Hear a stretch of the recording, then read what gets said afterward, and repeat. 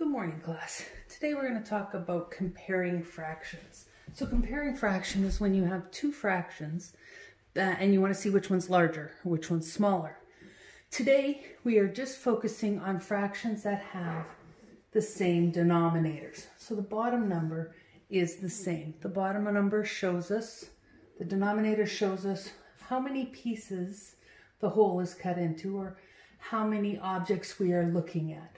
So when they have the same denominator, when the bottom part of the fraction is the same, it means that we're looking at total number of pieces that are the same. So for example, if we have 1/4 and 3/4, if I have my two squares here and I color in 1/4 of the square here and I color in 3/4 of the square here, this one is bigger.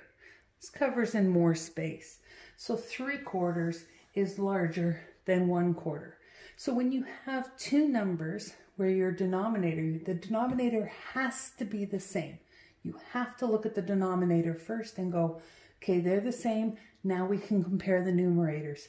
So if I have two fractions, denominator's the same, the largest numerator wins because it's looking at the same amount of pieces all together. These shouldn't both be 7s. This was supposed to be 7. We're looking at the total number of pieces altogether and then how many pieces we're looking at. So this one, these are both 9 pieces. So if I had a whole, so for example, if I had this cut into 9 pieces and this one shows 2 9s or 2 out of the 9, this one shows 7 out of the 9. So 7 is larger, more pieces. So when you have two numbers, denominators are the same, bottom parts are the same, you look at the largest numerator, you look at the largest numerator, and that is the largest fraction. So for this one, we have 16 32nds and 14 32nds. 16 is larger than 14. 16 pieces is more than 14 pieces. This is the larger number.